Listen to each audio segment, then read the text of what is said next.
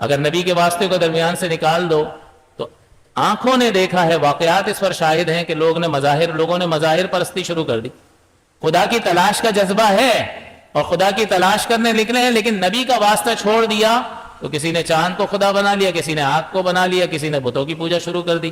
جذبہ اچھا ہے خدا کی تلاش کا، لیکن ذریعہ غلط ہے تو نتیجہ غلط نکلا یا نہیں نکلا؟ غلط نکلا. تو اس کا مطلب یہ ہے کہ اگر آپ بھی اس بات پہ غور کریں کہ کسی نے پیدا کیا ہے، بغیر کسی کے پیدا کیے ہوئے نہیں ہو سکتا، کسی کا ارادہ پیچھے کار فرما ہے اور اس نے بہت کچھ عطا کیا ہے، تو اس کا شکریہ تو ادا کرنا چاہیے. جب اس کا شکریہ ادا کرنا چاہیے تو اب بتاؤ کیسے شکریہ ادا کرو گے؟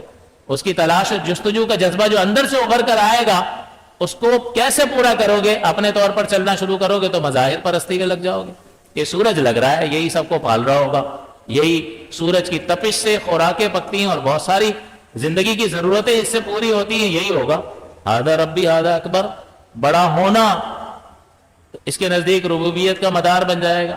لیکن جیسے ہی وہ غروب ہوتا ہے، فلما افلا، کہ جب وہ غروب ہو گیا، یہ تغیر قبول کرنے والا رب تو نہیں ہوتا ہے، رب تغیر قبول نہیں کرتا ہے. تو یہ اللہ تبارک و تعالی، جیسے میں نے عرض کیا، تو وہ اگر نبی کے واسطے کو درمیان سے نکال دیں تو کبھی بھی ہدایت تک پہنچ نہیں سکتے ہیں. اس کا مطلب نبی کا واسطہ اللہ تک پہنچنے کے لیے لازم اور ضروری ہے. یہ کفار بھی کہتے تھے، ان سے پوچھا جاتا تھا کہ کیوں بھائی بتوں کی پوجا کیوں کرتے ہو؟ تو کہتے ہیں کہ ما نعبدہم الا لیقربونا الی اللہ زلفا، کہ ہم ان کی عبادت نہیں کرتے مگر یہ کہ یہ ہمیں اللہ تعالیٰ کے قریب کر دیں گے. تو ان کا مقصد اللہ کا قرب ہی ہے، لیکن ذریعہ غلط ہے کہ غیر خدا کو پوج کر تم اللہ کو حاصل کر سکتے ہو.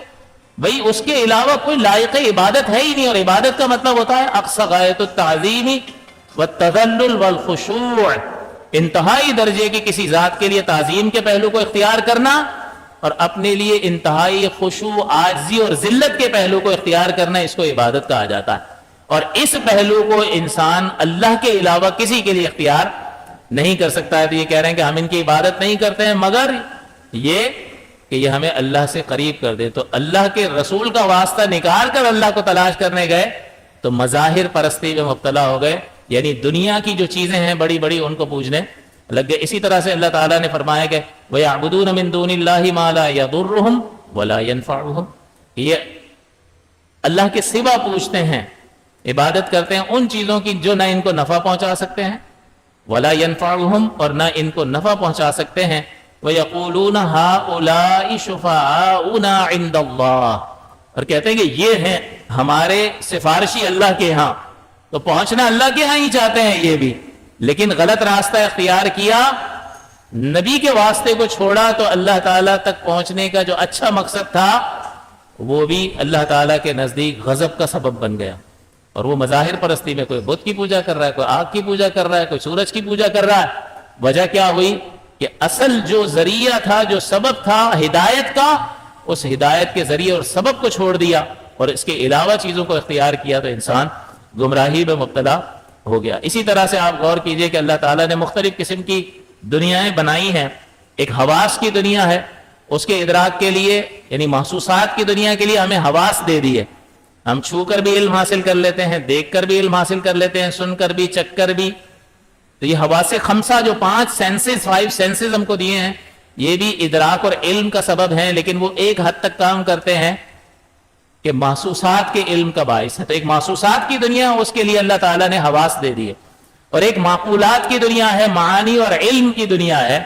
اس معانی اور بواطن کے لیے اللہ تعالیٰ نے انسان کو عقل عطا کر دی کہ انسان عقل کی بنیاد پر چند چیزوں کو جوڑتا ہے اور نتیجہ نکال لیتا ہے کہ بھئی عالم تبدیلی قبول کرتا ہے، عالم حادث ہے.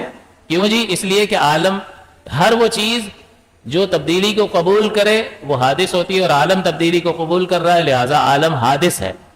تو یہ کوئی محسوس چیز نہیں ہے، یہ عقل کے ذریعے سے انسان نے یہ نتیجہ نکال لیا.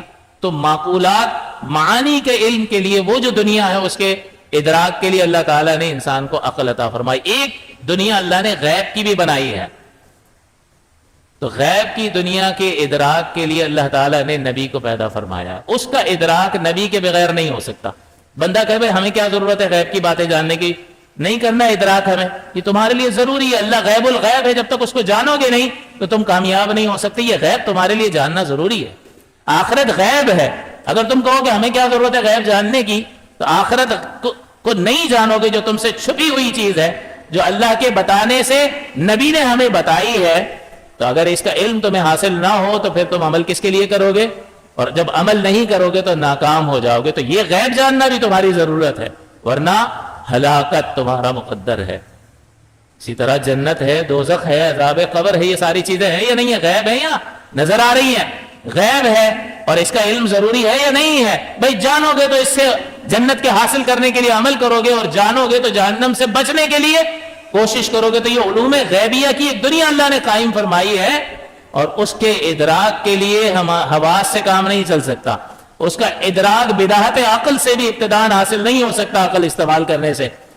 تو اب ایک دنیا ہے جو غیب کی دنیا ہے، اس کا علم حاصل کرنا میرے لیے لازم اور ضروری ہے، ورنہ میں ہلاک ہو جاؤں گا.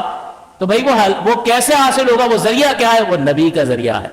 وہ نبی کے ذریعے سے حاصل ہونے والی ہدایت کا ذریعہ ہے، کہ جس کے ذریعے سے تمہیں علوم غیبیہ کی معرفت حاصل ہوتی ہے، اور پھر تمہارا لائن آف ایکشن متعین ہوتا ہے اور تم اس طرف چلنے لگ جاتے ہو. ورنہ جنت کا پتہ نہ چلے، خدا کا پتہ نہ چلے، جہنم کا پتہ نہ چلے، آخرت کا پتہ نہ چلے. اللہ تعالیٰ نے سورہ بقرہ کی ابتدائی آیات میں جن صفات کا ذکر فرمایا کہ یہ روشن کتاب ہے، یہ ذیشان کتاب ہے، اس میں کوئی شک و شبے کی گنجائش نہیں ہے، یہ ہدایت ہے متقین کے لیے، وہ جو ایمان رکھتے ہیں غیب پر، نماز قائم کرتے ہیں، ہمارے دیے میں سے ہماری راہ میں خرچ کرتے ہیں، صفات ذکر فرمائی. کتابوں پر ایمان رکھتے ہیں، اور آخر میں کیا ذکر فرمایا؟ پانچویں بات، وَبِالْآخِرَةِ هُمْ يُوقِنُونَ، آخرت پر یقین رکھتے ہیں. تو کوئی چیز آخرت ہے آپ جان سکتے ہیں عقل سے؟ آپ بداہت عقل سے آخرت کو جان نہیں سکتے. تاوقت یہ کہ ایک سچا خبر دینے والا مخبر صادق آ کر ہمیں یہ بتائے کہ ایک اور دنیا ہے جسے ہم آخرت کی دنیا کہتے ہیں، اس میں ہمیں اٹھایا جائے گا اور وہاں ہماری اس زندگی کا حساب ہوگا. تو وہ سچا جب آ کر خبر دے گا کہ جس کی سچائی کی ہر ایک گواہی دیتا ہے، چاہے مسلمان ہو یا کافر ہو. ابتدا کسی معجزے سے اپنی دعوت کی نبی کریم نے نہیں کی، بلکہ فرمایا کہ جمع کر کے لوگوں کو فرمایا کہ اس پہاڑ کے، اگر میں تم سے کہوں اس پہاڑ کے پیچھے ایک لشکر ہے جو تم پر حملہ آور ہونا چاہتا ہے، کیا تم نے نہیں دیکھا؟ میرے بتانے سے بغیر دیکھے مان لو گے؟ تو سب نے کہا یک آواز ہو کر ہم مان لیں گے، اس لیے کہ آپ صادق ہیں، آپ امین ہیں. آپ صادق ہیں، آپ امین ہیں. تو کردار ایسا زبردست رکھا تھا کہ مجال ہے کہ کوئی کوشچن کر سکے آپ کے کردار پر. تو صادق اور امین ہیں، تو اپنا صدق اپنے کردار کے ذریعے سے. تو اب پھر حضور نے فرمایا کہ میں کہتا ہوں کہ ایک خدا ہے اور وہی عبادت کے لائق ہے، اور میں اس کا بھیجا ہوا رسول ہوں. تو انہوں نے انکار کر دیا، حالانکہ وہ ابھی کہہ چکے تھے. حضور نے پہلے بلوا لیا ان سے کہ بھروسہ کتنا ہے میری بات پر. تو انہوں نے خود کہا کہ آپ صادق ہیں، آپ امین ہیں، اس لشکر کو بغیر دیکھے مان لیں گے. تب حضور کہتے ہیں اللہ کو نہیں دیکھا، بغیر دیکھے میرے کہنے پہ مان لو، کیونکہ میں صادق ہوں، میں امین ہوں. اور اپنی صداقت میں حضور نے معجزات بھی پیش فرمایا. بہرحال جس نے یقین کرنا تھا کیا. لیکن کہنے کا مقصد یہ ہے کہ اس جو دنیا اللہ نے پیدا فرمائی ہے اس کے ادراک کے لیے نبی کی ضرورت. آپ کہیں گے بھئی ہمیں نظر نہیں آتا تو ہم کیوں مانیں؟ تو بھائی آپ کو پہلے بیکٹیریاز بھی نظر نہیں آتے تھے، لیکن پھر آپ نے خوردبین ایجاد کر لی اور آپ نے ایسی چیز ایجاد کر لی جو جراثیم بھی دکھا دیتی ہے. تو وہ پہلے بھی موجود تھے جب یہ آلہ ایجاد نہیں ہوا تھا، موجود تھے. تو کیا ہم یہ کہیں کہ ہمیں نظر نہیں آتا تو ہم نہیں مانتے؟ بھئی اپنا قصور بتاؤ نا، کہ ہماری نگاہ میں وہ طاقت نہیں ہے کہ اتنی باریک چیز کو دیکھ سکے. تو اپنی طاقت کی کمی کی بنیاد پر کسی موجود کا انکار کرنا کیسے ممکن ہو سکتا ہے؟ کوئی اندھا کہے، اندھے کے سامنے رنگوں کا تذکرہ ہو تو کہے کہ بھائی رنگ کا تو ادراک میں حاصل ہی نہیں کر سکتا ہوں، لہذا رنگ دنیا میں کوئی بھی چیز نہیں ہے رنگ نام کی. تو بندہ کیا کہے گا؟ بھائی تمہاری کمی ہے، رنگ کی حقیقت تو ہے، تم اپنی کمی کی بنیاد پر ایک موجود شے کا انکار کرو گے. ایک شخص ذائقہ محسوس نہیں کر سکتا، اس کے سامنے ذائقوں کا ذکر کرو تو وہ کہے ذائقہ کوئی چیز نہیں ہے، کیونکہ میں تو جب کھاتا ہوں تو مجھے تو کوئی ذائقہ ہی محسوس نہیں ہوتا. تو بھئی تمہاری حس کی کمزوری کی بنیاد پر ایک موجود شے کا انکار کیا جا سکتا ہے؟ کسی کے سونگنے کی حس ختم ہو جائے تو اس کے سامنے اگر عطر کا اور فریگرنس کا اور سینٹس کا ذکر کریں تو وہ کہے کہ بھئی میں نہیں مانتا کہ یہ کوئی چیز ہے، کیونکہ میں فیل نہیں کر سکتا. تو بتاؤ یہ سینٹس اور خوشبو موجود ہے یا نہیں ہے؟ اور یہ انکار کر رہا ہے ایک موجود شے کا. کمی اس میں ہے یا وہ شے حقیقتاً موجود نہیں ہے؟ کمی اس شخص میں ہے. تو اپنی کمی اور کوتاہی کا اعتراف کرنا چاہیے، نہ یہ کہ اپنی کمی اور کوتاہی کی بنیاد پر کسی موجود شے کا انکار انسان کرے. ہمیں چاہیے کہ یہ جو میں نے ضرورت نبوت سے متعلق چند گزارشات آپ کے سامنے پیش کی ہیں، اس کا مقصد یہی ہے کہ ہم اللہ تعالیٰ کے اس پیغمبر کی آمد کو اللہ کی ایک بہت بڑی نعمت قرار دیں، سمجھیں، اس کا اللہ کی بارگاہ میں شکر ادا کریں. جو سیرت طیبہ حضور کے ذریعے اور وسیلے سے ہمیں حاصل ہوئی ہے، یہ کب حاصل ہوتی؟ حضور کے آئے بغیر تو حاصل نہیں ہوتی. حضور تشریف لائے تو یہ سیرت طیبہ اور یہ لائن آف ایکشن ہمیں مل گیا. یہ قرآن آیا تو یہ ہدایت حاصل ہو گئی. لہٰذا ان تمام چیزوں کی قدر کرنی چاہیے، اور صرف لفظوں کی صورت نہیں. قدر کا مطلب کیا ہوتا ہے؟ قدر کا مطلب یہ نہیں ہے کہ آپ جزدان میں لپیٹ کر اونچی جگہ رکھ دیں اور دن میں 2 بار اٹھا کر اس کو چومیں، آنکھوں سے لگائیں اور رکھ دیں. بھائی قدر کا مطلب یہ ہے کہ جو انسٹرکشنز، جو کمانڈمنٹس، جو ہدایات اس میں دی گئی ہیں، انسان کی سعادت اس میں ہے کہ وہ اپنے آپ کو ان ہدایات کے موافق ڈھالنے کی کوشش کرے. اللہ تعالیٰ سے دعا ہے کہ اللہ تعالیٰ اس نعمت عظمیٰ کی قدر کرنے کی توفیق عطا فرمائے.